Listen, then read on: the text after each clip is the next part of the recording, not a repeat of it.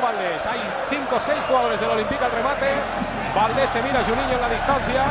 El brasileño va a golpear hacia la portería del Barcelona. Va Juninho, la cuelga directa. ¡Gol! ¡Gol de Juninho Pernambucano! Impresionante. Ya lo decíamos.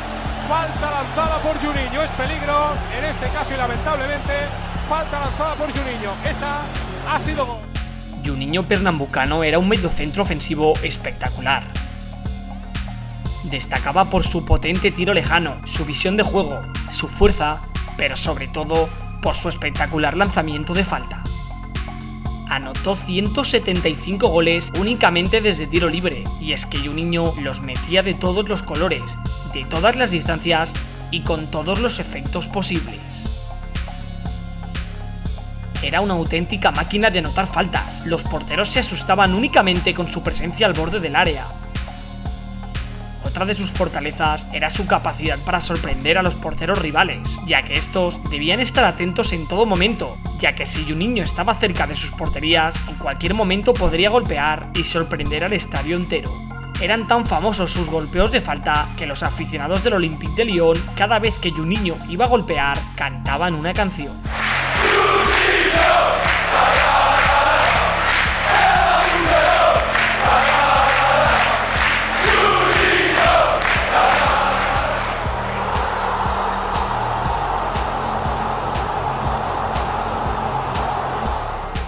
Pero no únicamente destacaba por su golpeo, ya que el brasileño era técnicamente una delicia. Era el creador del juego en ataque en cualquier equipo en el que estaba. Juninho era un mediocentro que daba miedo.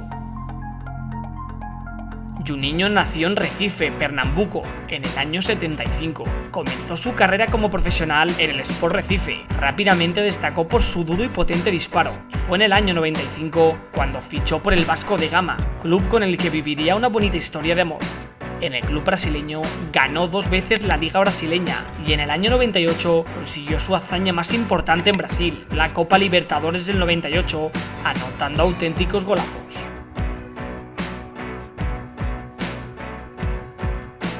Además, ese año se enfrentaron en la final de la Copa Intercontinental al Real Madrid y Juninho se dio a conocer al mundo entero con un auténtico golazo que sorprendió hasta los blancos. Juninho cada vez era mejor jugador, más completo y con más experiencia. Fue en el año 2001 y 24 goles después que Juninho decidía emprender una nueva aventura para brillar en el fútbol europeo. Concretamente, fichó por el Olympique de Lyon de la Liga Francesa. En este club veríamos un repertorio increíble de Juninho. Aquí se hizo un auténtico crack, una estrella del fútbol. En sus primeras 7 temporadas consiguió ganar 7 ligas francesas, 6 supercopas y una copa del país. En la Champions League hizo auténticos partidazos. Todos recordaremos el gol que le anotó al Real Madrid dejando a Iker Casillas en evidencia, o también el gol de falta a Oliver Kahn, que lo confundió tanto que casi se parte la cabeza con el palo. En el Olympique de Lyon también anotó el gol apodado como el tiro de la serpiente. Este fue el gol que le anotó al CSE Sedan. El balón hizo un efecto muy extraño que dejó flipando a todo el mundo. Y es que decían que Pernambucano te le dirigía el balón con la mirada. Era un auténtico espectáculo verlo disparar, si eras de su equipo, claro, porque los porteros sentían pavor cada vez que Juninho plantaba el balón para golpear de tiro libre. En el año 2005, y gracias a sus buenas actuaciones con el Olympique, Juninho fue convocado con la selección de Brasil para jugar la Confederaciones del 2005, siendo campeón y ganando por 4-1 en la final a su eterno rival, Argentina. Este era el primer título para el brasileño con la selección nacional, cumpliendo así uno de sus sueños.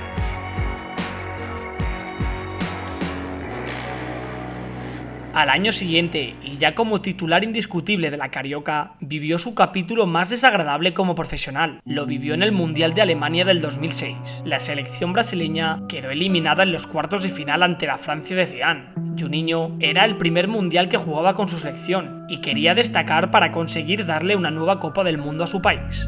Pero era una selección que ya lo había ganado todo. Las veteranas estrellas estaban cansadas de ganar, y las fiestas nocturnas de la selección les pasaron factura. Después de ese partido, afirmó que el Brasil que todos conocíamos ya no existía y los jugadores más veteranos se enfadaron con él, diciendo que nunca había estado a la altura de la selección brasileña. Después de este jaleo, Juninho decidió no volver a jugar ninguna competición con la selección brasileira. Volviendo al Olympique de Lyon, Juninho en el año 2009 decidió poner fin a su carrera en Francia. El jugador que consiguió anotar 44 tiros libres de 100 golpeos diría adiós al club en el que se convirtió en una auténtica leyenda. Decidió continuar su carrera en clubes de menos nivel. Primero jugó en Qatar con el Al Garrafa. En el año 2011, Juninho regresa a su país, ficha por Vasco de Gama. Tan solo un año después, Juninho vuelve a cambiar de equipo. Esta vez se va al Red Bull New York. Allí se encontraría con el crack francés Thierry Henry. Allí Juninho no encajó muy bien con sus compañeros y tan solo 4 meses después decide volver a Vasco de Gama. Allí se encuentra con el brazalete de capitán y en sus 3 primeros partidos recuperó su mejor forma.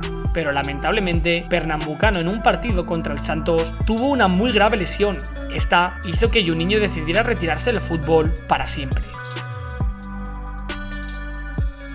Juninho, un jugador que siempre ha estado infravalorado, nunca se le dio el valor que se merecía, ya que coincidió con Roberto Carlos, Ronaldo, Ronaldinho o Adriano. Estas estrellas brasileñas destacaban por encima de las demás y dejaron a Juninho un poco apartado del éxito.